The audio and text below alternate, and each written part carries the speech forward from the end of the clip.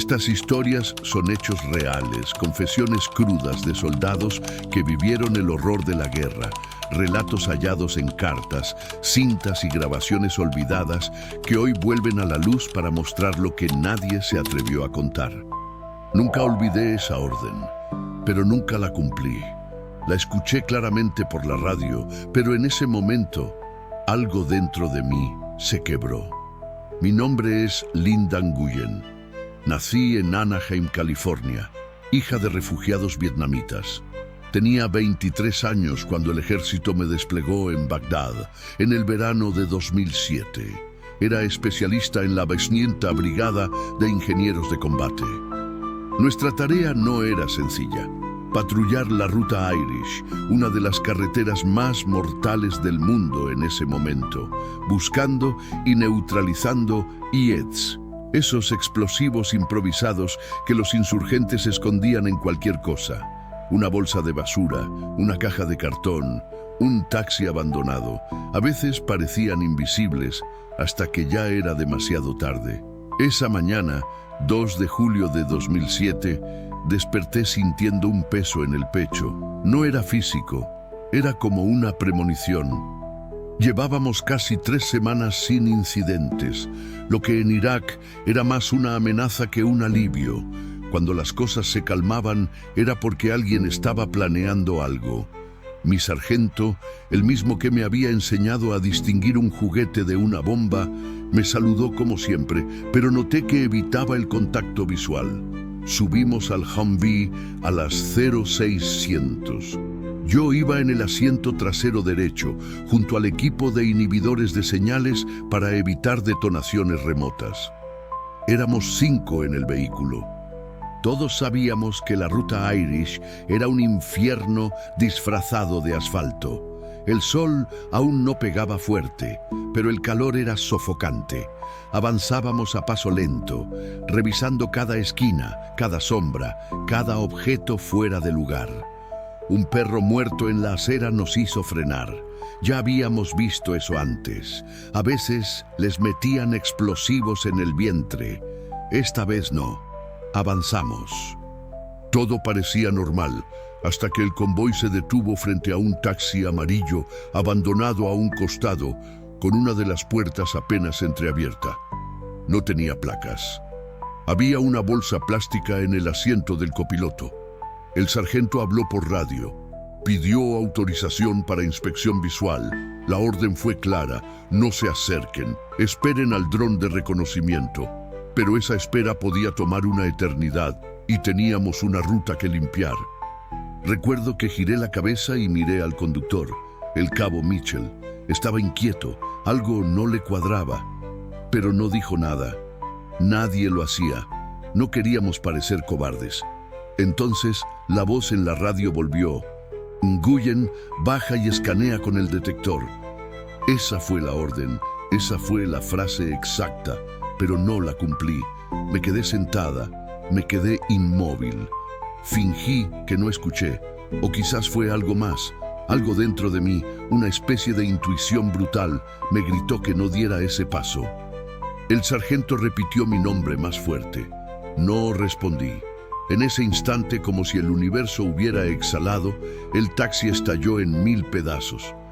La explosión fue ensordecedora. No vi fuego, vi luz, un fogonazo blanco.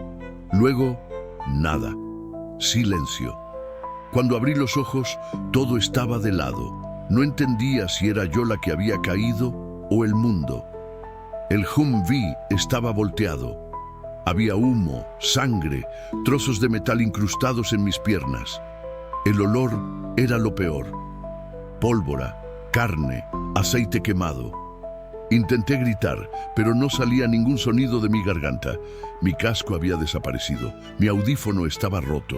Vi el cuerpo del cabo Mitchell, o lo que quedaba de él. Su rostro no estaba completo. El sargento había salido disparado por la escotilla y yacía a varios metros, inmóvil. Del copiloto no encontré ni los zapatos. Yo fui la única que sobrevivió en ese vehículo. Me sacaron del lugar unos minutos después, pero esos minutos se sintieron como siglos. Cuando me subieron a otro Humvee, Uno de los oficiales me miró con ojos vacíos y dijo: «Tenías que haber salido del vehículo». No respondí. No podía. Lo que él no sabía era que sí había escuchado la orden, que sí entendí cada palabra, y que, por alguna razón que ni yo podía explicar, no obedecí. ¿Fue cobardía, instinto o simple suerte? La pregunta me atormenta desde ese día. La ruta Irish volvió a la normalidad en cuestión de horas. Otro convoy, otra patrulla, otra misión. Pero para mí algo se quebró ahí. No era solo el cuerpo, era la certeza, la estructura de órdenes, obediencia, lealtad. Todo eso se desmoronó con ese taxi. Me pregunté 1000 veces, ¿por qué nos dejaron solos esa noche? ¿Por qué no había vigilancia aérea? ¿Por qué nos mandaron a revisar sin respaldo real? Nadie respondió esas preguntas. Y yo no hice la mía. Nunca les dije que no obedecí la orden. Nunca confesé que no bajé por decisión propia. Me convertí en la heroína que sobrevivió, pero dentro de mí sabía que la verdad era mucho más oscura. Me dieron una semana en la base médica de la zona verde. Me cosieron la pierna, drenaron el oído, me pusieron una vía en el brazo y una etiqueta en el uniforme. Observación psiquiátrica. No me molestó. Lo que me dolía no estaba en el cuerpo. Lo que me dolía era que nadie hacía preguntas. Nadie mencionaba que fui la única en salir viva del Humvee. Ningún oficial me interrogó sobre el momento exacto del ataque, sobre si seguí la orden o no. Era como si todos hubieran decidido que ya sabían la historia y no querían mancharla con detalles incómodos. A veces me preguntaba si era por respeto o por miedo. El día antes de volver al servicio activo, un capellán vino a hablar conmigo. No lo pedí. Me dijo que Dios tenía un plan y que sobrevivir no era una carga, sino un propósito. Asentí, pero en mi mente solo repetía una frase: yo debía estar muerta también. No se lo dije, no a él ni a nadie. Cuando me devolvieron al escuadrón, ya no éramos los mismos.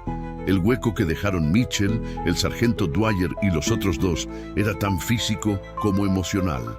Su ausencia tenía forma, tenía olor, tenía silencio. Me asignaron a un nuevo equipo. El líder era un tipo más joven que yo, el sargento Fields, recién llegado de Carolina del Norte. Parecía simpático, hasta que lo vi leer mi expediente. Se detuvo justo antes del informe del ataque. Levantó la vista y me dijo: «Dicen que tuviste suerte». No respondí, porque no era suerte, era algo más. La nueva rutina era similar, pero mi percepción había cambiado. Cada bolsa en la calle me parecía una trampa, cada sombra un enemigo. Empecé a tener alucinaciones breves, una figura que no estaba, una voz que no existía, un estallido que nunca sonó. No lo reporté. Sabía lo que pasaba con los que hablaban de eso. Te retiraban del frente, te etiquetaban, y luego eras un fantasma en la unidad. Mejor callar, mejor fingir. Pero el miedo seguía ahí. En el primer patrullaje con el nuevo escuadrón, pasamos por el lugar exacto donde había estallado el taxi. Nadie dijo nada, pero todos lo sabíamos. El asfalto aún estaba marcado con un cráter negro. Yo bajé la mirada, sentí náuseas, y entonces lo escuché. La voz de Mitchell, no con palabras, era como un eco. Una sensación, una pregunta no formulada. ¿Por qué no me lo dijiste? No pude dormir esa noche. Me senté en mi litera mirando fijamente mi rifle.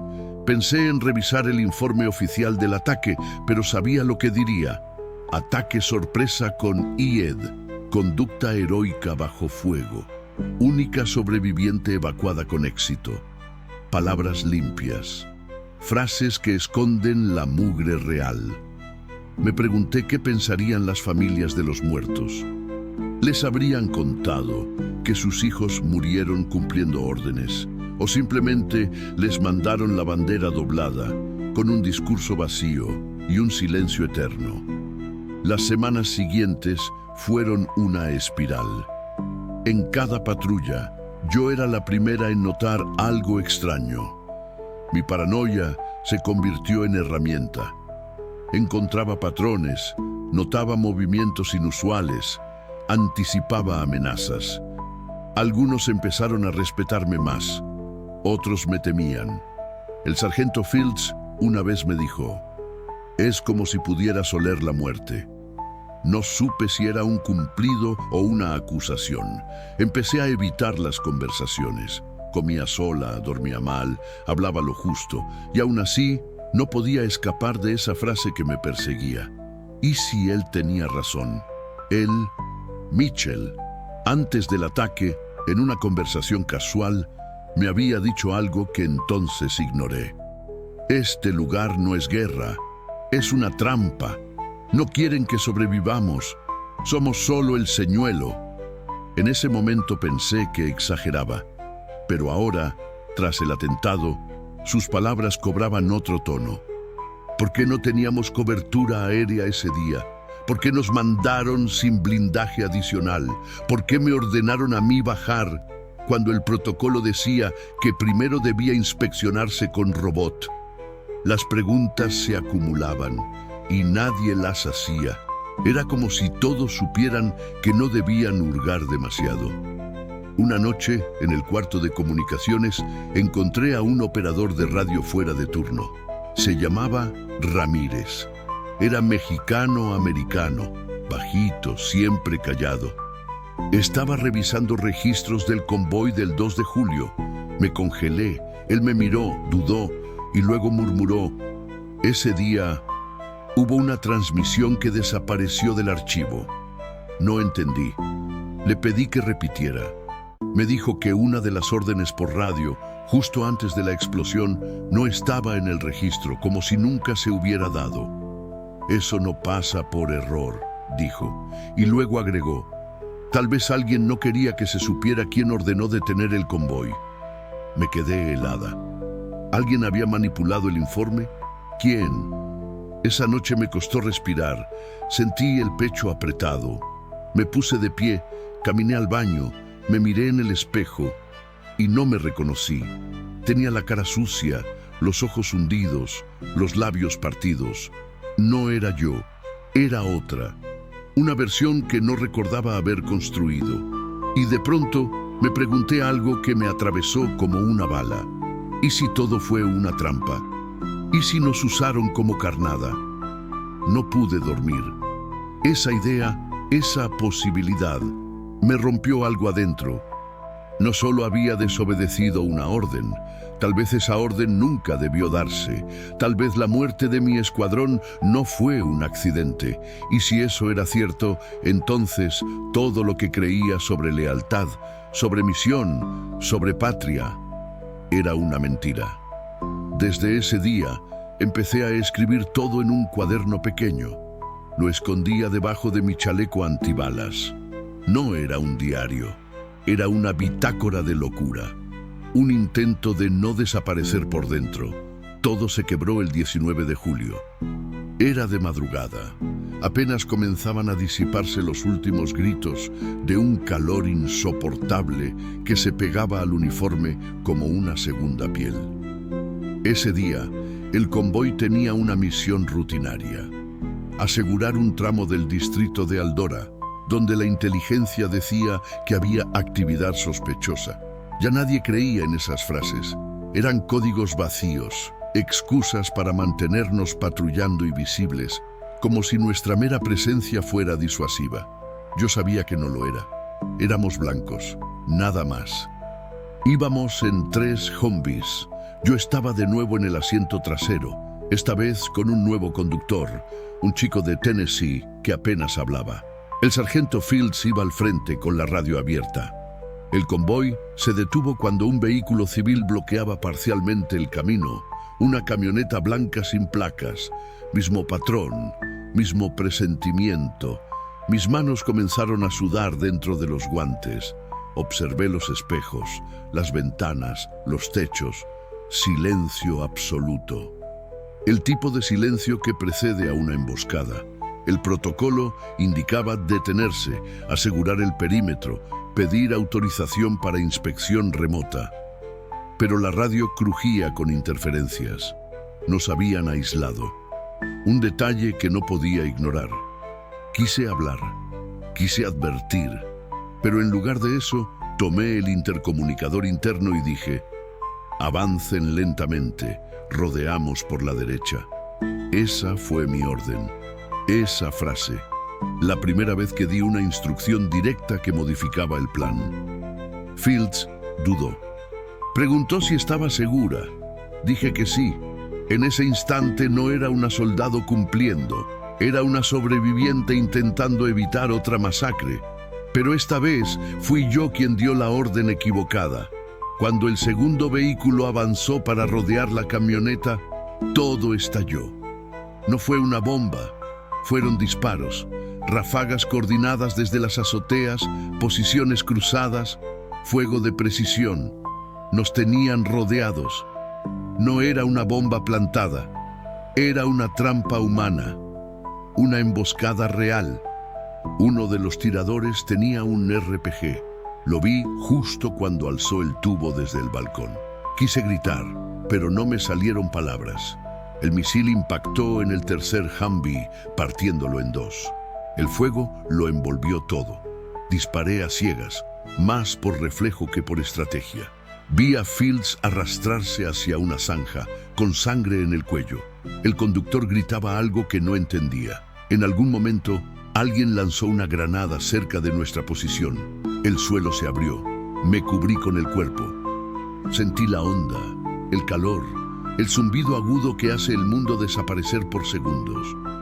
Cuando abrí los ojos, mi rostro estaba cubierto de tierra y sangre ajena.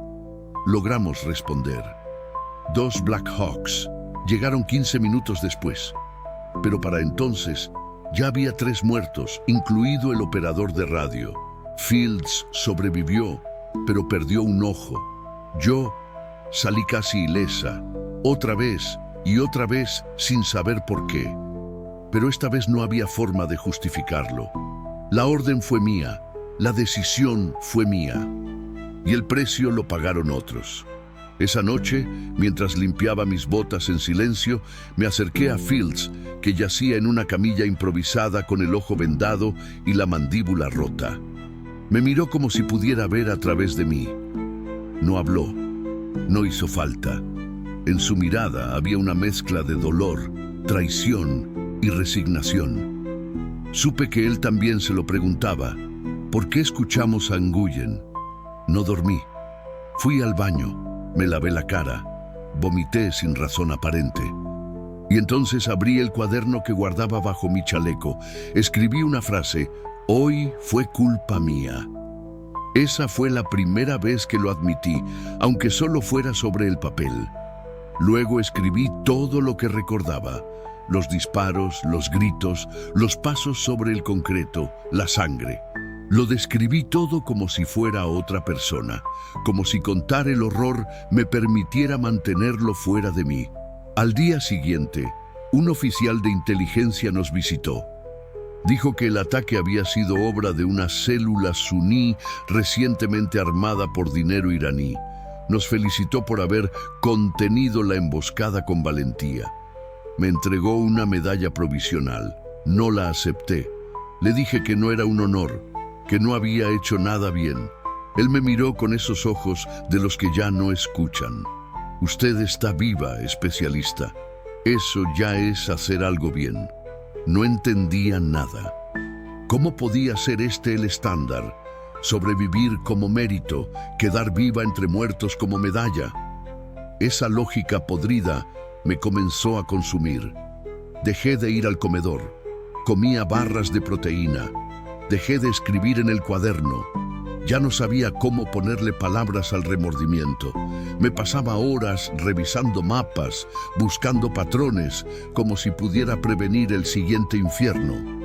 Una noche, el soldado Ramírez, el operador que me habló de la transmisión borrada, se me acercó y me dijo algo que me heló. Alguien sabía que iban a emboscarlos. La señal estaba siendo interferida desde dentro. Lo miré sin poder creer. ¿Desde dentro? Repetí. Él asintió. Dijo que no podía probarlo, pero que ya le había pasado a otra unidad semanas antes. Me dio un nombre, Teniente M. Kellard, Inteligencia Táctica. Lo anoté. Fue entonces cuando entendí que el enemigo no siempre usaba turbante, que a veces vestía el mismo uniforme que tú.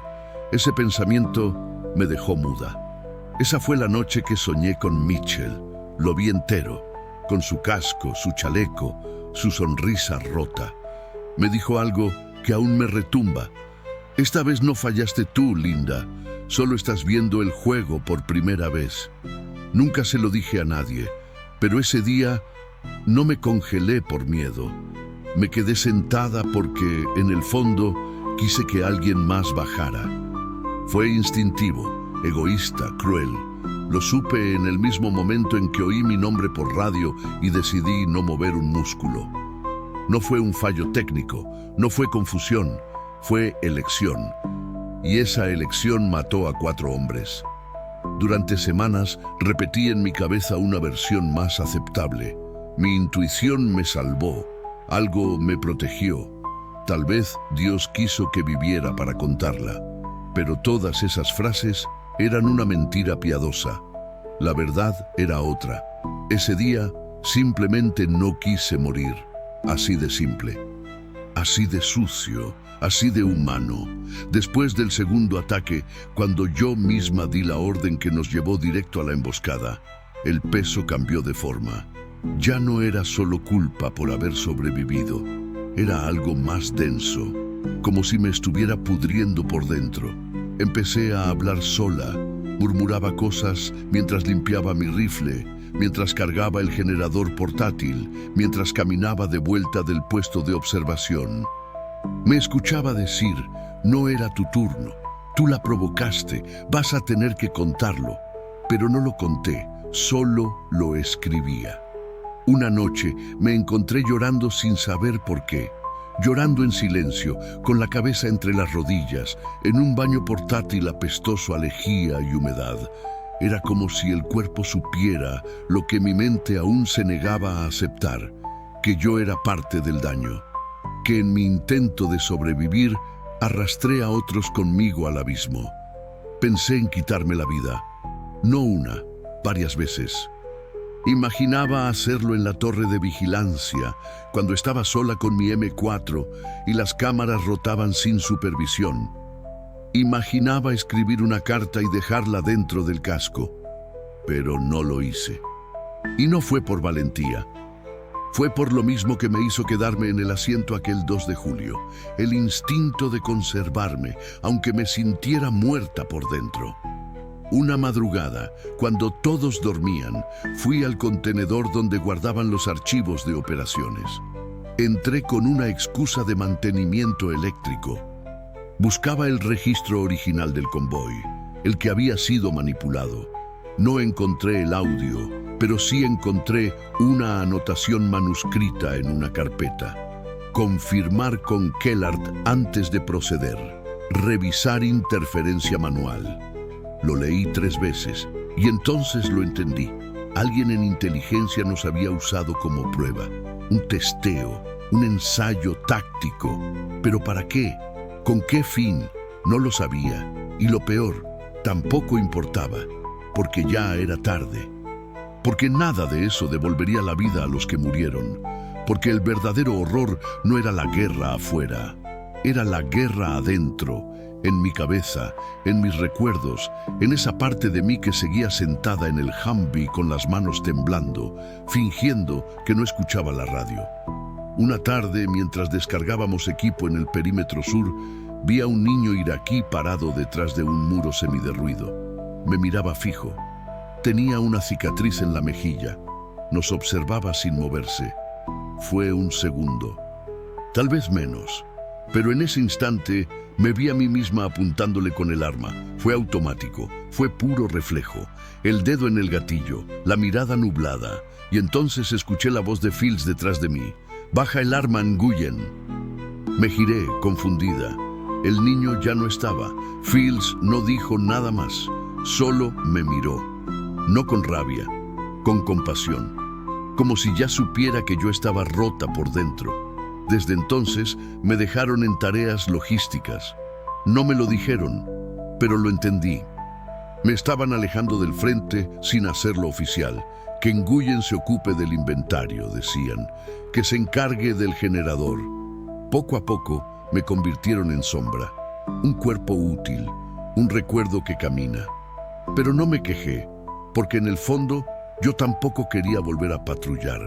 No quería otra decisión equivocada, otro nombre en el parte de bajas, otro sueño con Mitchell mirándome en silencio. A veces me preguntaba si todos cargaban con algo así. Si cada soldado tenía una noche que no podía olvidar, una decisión que jamás confesaría, porque nadie hablaba, nadie lloraba, solo fumaban más, comían menos, dormían mal. El dolor se disfrazaba de rutina y la culpa de disciplina. Una noche rompí el cuaderno, lo desgarré hoja por hoja y las quemé en una lata oxidada junto al contenedor de raciones.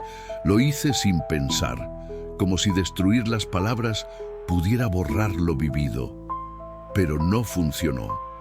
La imagen seguía ahí, incrustada detrás de los ojos como metralla emocional. No era olvido lo que necesitaba, era absolución, y eso no vendría de ningún superior, ni de Dios, ni siquiera de mí misma.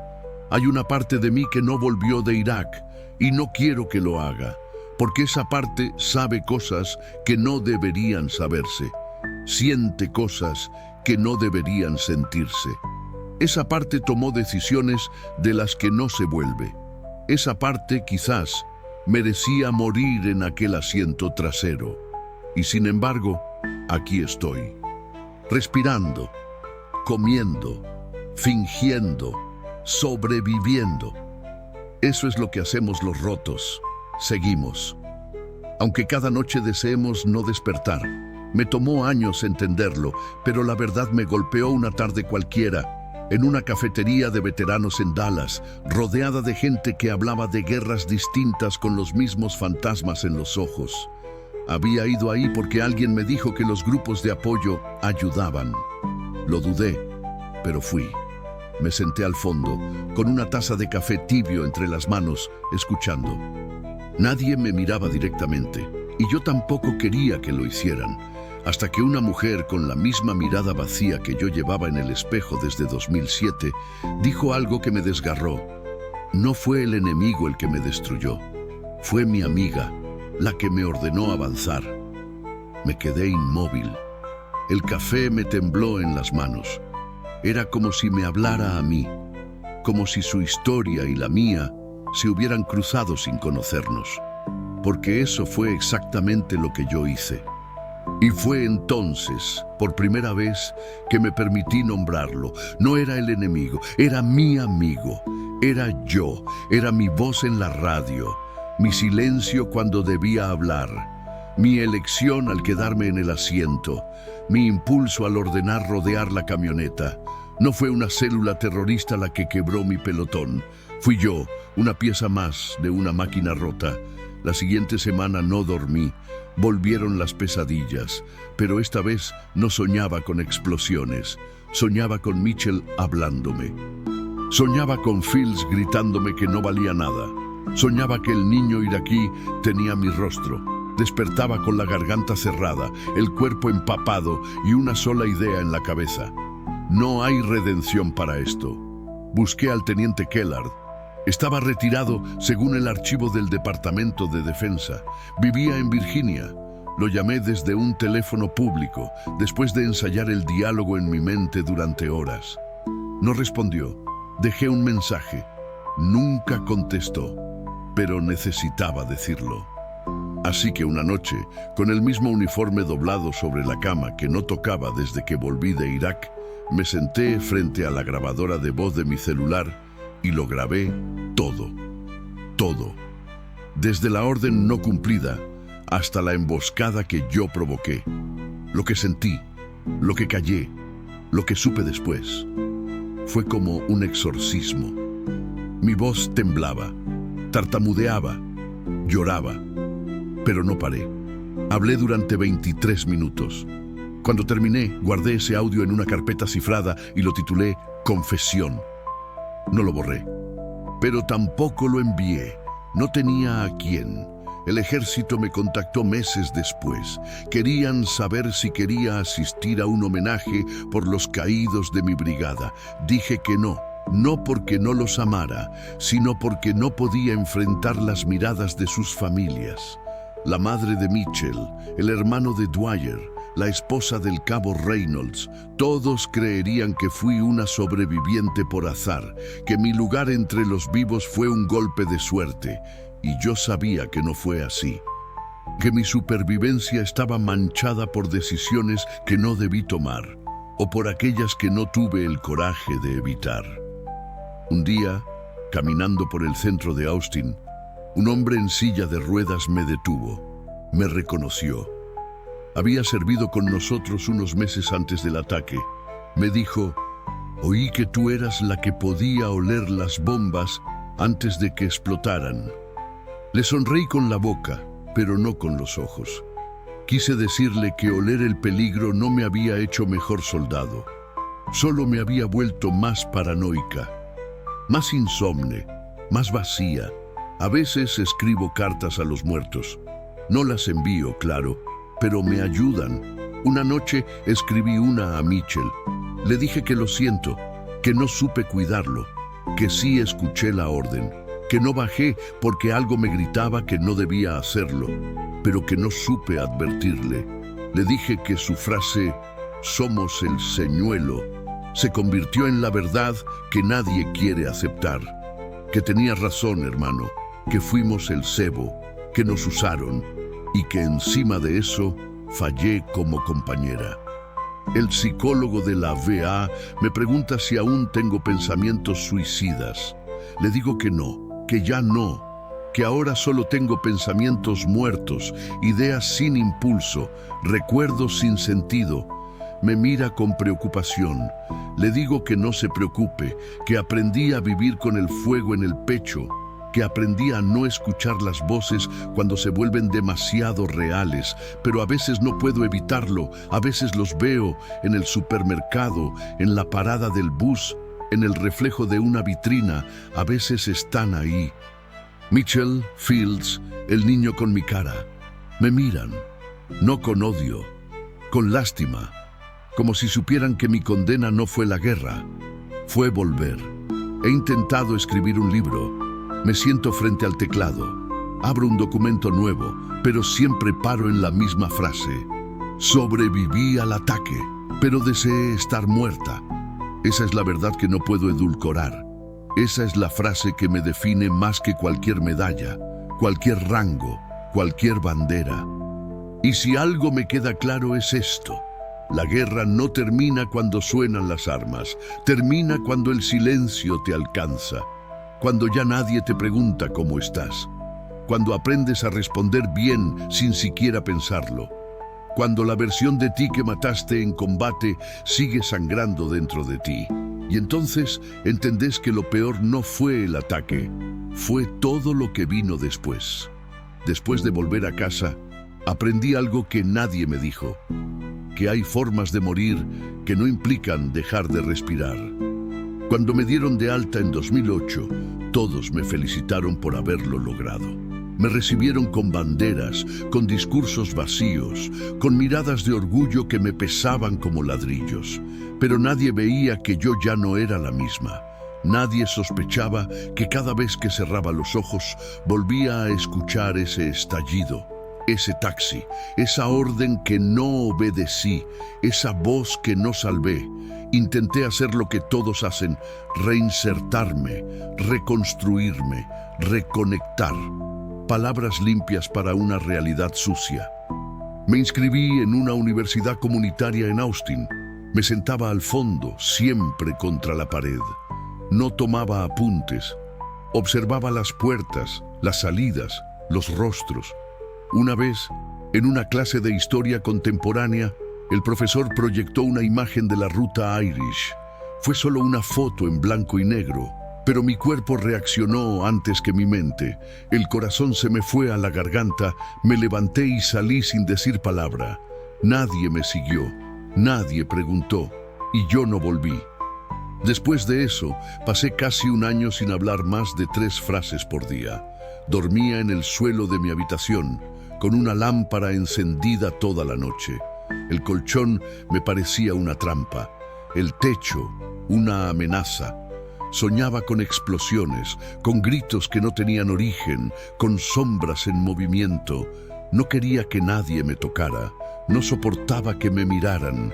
Mis padres intentaban ayudarme, pero yo era un animal herido. Mi madre cocinaba en silencio. Mi padre me ofrecía llevarme a la iglesia. Yo fingía que escuchaba, pero por dentro solo pensaba en cómo desaparecer. Empecé a trabajar en una ferretería. Atendía en la caja. Era simple, mecánico. Me permitía esconderme detrás del uniforme azul, del saludo forzado, de las repeticiones sin alma. Un día, un hombre dejó caer un objeto de metal cerca de mí. El sonido fue seco, fuerte. Salté como si me hubieran disparado. Todos me miraron. Me disculpé. Dije que estaba cansada. Mentira, estaba rota. Conocí a alguien, Claire. Una mujer que me habló como si no tuviera miedo de mi sombra. Era psicóloga, pero nunca me trató como una paciente. Me ofrecía silencio, no juicios. Me hacía café en las mañanas. Me leía en voz alta cuando yo no podía dormir. Por un momento creí que podía sanar, pero no supe contarle todo. Nunca le dije lo de la orden. Nunca le hablé del niño con mi rostro. Nunca le expliqué lo que sentí al ver a Fields arrastrándose por el suelo, cubierto de sangre. Ella lo notó. Se fue una mañana sin decir adiós. Me dejó una nota. No puedes amar con las manos cerradas. La rompí sin leerla 2 veces. Sentí rabia, pero era contra mí. Después de eso, volví a escribir. No en papel, esta vez en notas de voz. Grabé todo lo que recordaba, desde el primer día hasta la explosión. Hablaba sola, durante la noche, cuando el mundo dormía. Una de esas grabaciones la titulé Confesión. Eran 23 minutos de mi voz temblando, diciendo la verdad que nunca dije en voz alta. No la compartí, solo la guardé. Me contactaron para participar en un documental sobre mujeres en combate. Dije que no. Querían una historia de superación, no de culpa. Querían una veterana que inspirara. Yo no inspiraba. Yo sobrevivía a duras penas. Había días en los que no me bañaba, otros en los que no comía, solo pensaba, solo recordaba. Una tarde encontré el nombre de la madre de Mitchell. Lo busqué por semanas. Le mandé la grabación, sin remitente, sin explicación. Solo un papel dentro del sobre que decía, tal vez merezca saberlo. Nunca me respondió. No espero que lo haga. Pero necesitaba que alguien supiera, aunque me odie, aunque no me perdone, aunque me borre. También me contactaron del ejército. Querían que hablara en un homenaje. Rechacé. No me sentía con derecho a estar ahí. No después de todo, no después de lo que hice. La gente piensa que el infierno es el combate. No. El verdadero infierno empieza cuando vuelves. Cuando te sientas en una silla normal y no entiendes cómo seguir vivo. Cuando los sonidos cotidianos te parecen amenazas. Cuando todos te felicitan por haber vuelto entera y tú sabes que por dentro no queda nada. Vi a Fields una vez. Me escribió por redes. Me dijo que daba clases en una secundaria. Me dijo, no fue tu culpa. Pero no respondí. Porque aunque no haya sido solo mía, yo cargaba con mi parte. Y con eso basta. Lo último que escribí fue una sola frase. No sobreviví a la guerra. Morí en casa, cada noche. Esa es la verdad. No hubo disparo, no hubo tumba, no hubo ceremonia, solo una muerte lenta, invisible, callada. Cada noche, cuando cierro los ojos, regreso al asiento trasero del Humvee. Vuelvo a escuchar mi nombre por la radio. Vuelvo a decidir no moverme y vuelvo a ver cómo el taxi explota. Eso no se va, no se cura, no se supera. Solo se aprende a vivir con ello, a fingir, a seguir, aunque por dentro ya estés muerta.